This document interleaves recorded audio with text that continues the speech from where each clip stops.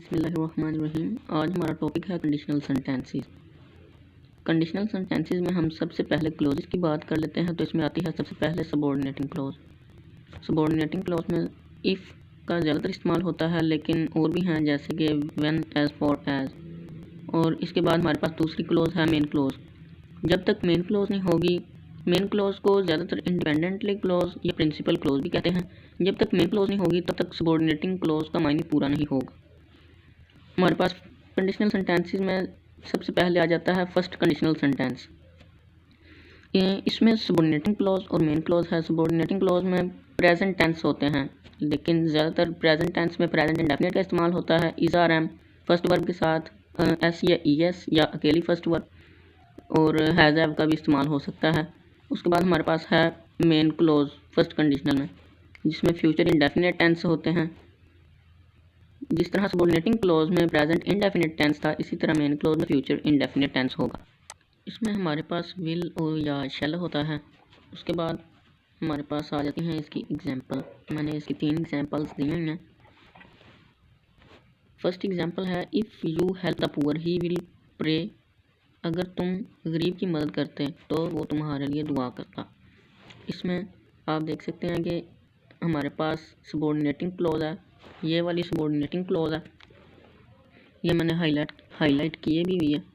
ये हमारे पास subordinating clause है और ये है हमारे पास मेन क्लॉज।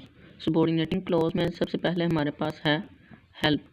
ये प्रेजेंट इंडेफिनिट की फर्स्ट फॉर्म है, ठीक है। उसके बाद हमारे पास अगला पार्ट है मेन क्लॉज का, जिसमें विल का इस्तेमाल किया गया। जैसा कि हमने ऊपर देखा था कि इसमें विल या शैल का इस्तेमाल होगा। उसके बाद इसी तरह अगर हम सबऑर्डिनेटिंग क्लॉज और मेन क्लॉज को आगे पीछे कर दें तो इसमें कोई फ़र्क नहीं आएगा। ये मैंने मेन क्लॉज को पहले लिखा हुआ है, ये मेन क्लॉज है और ये आगे वाली सबऑर्डिनेटिंग क्लॉज है। इससे कोई फ़र्क नहीं पड़ेगा अगर आप आगे पीछे कर देंगे। ये देखें, he will pray if you help, इसमें मेन क्लॉज पहले आ गई और सबऑर्डिनेटिंग क्लॉज बाद में गई। इस तरह फर्स्ट कंडीशनल सेंटेंस के प्रेजेंट में सबऑर्डिनेटिंग क्लॉज में प्रेजेंट था, लेकिन इसमें पास्ट है। पास्ट में यानी कि पास्ट इंडेफिनिट होगा। और मेन क्लॉज में would plus first form of verb होगी। पास्ट इंडेफिनिट में वाज या वर होगा और had plus second form of verb होगी। इसकी भी मैंने एग्जांपल्स दी हुई हैं। जैसे कि पहली एग्जांपल है if you worked hard you would पास। इसमें जो वर्कड है ये पास्ट की सेकंड फॉर्म है और ये है सबऑर्डिनेटिंग क्लॉज। और ये है हमारे पास मेन क्लॉज। मेन क्लॉज में उसने कहा था कि वुड और थर्ड फॉर्म होगी, ये आप देखिए। और इसी तरह मेन क्लॉज में यू वुड पास, ये वुड आ गया और ये पास आ गया। ये पास की फर्स्ट फॉर्म है, ये हमारी मेन क्लॉज। और ये मैंने बाकी एग्जांपल्स भी दी हुई हैं।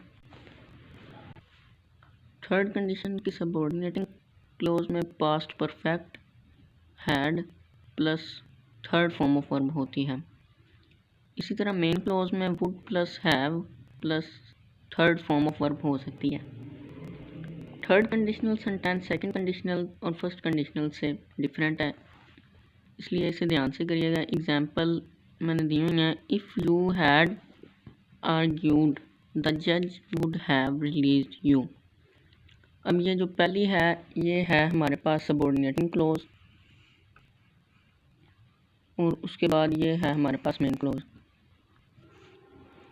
सबऑर्डिनेटिंग क्लॉज में past perfect plus had plus third form कहा था मैंने, ये देख लें। ये है हैड और थर्ड फॉर्म। और उसके बाद मेन क्लॉज में वुड हैव और थर्ड फॉर्म वुड हैव और थर्ड। लास्ट पर हमारे पास है ज़ीरो कंडीशनल सेंटेंस। इसकी सबऑर्डिनेटिंग क्लॉज में आता है हमारे पास प्रेजेंट आता है और मेन क्लॉज में भी प्रेजेंट ही होता है। मेन क्लॉज के प्रेजेंट में ज़्यादातर इंपेरेटिव सेंटेंसेस होते हैं।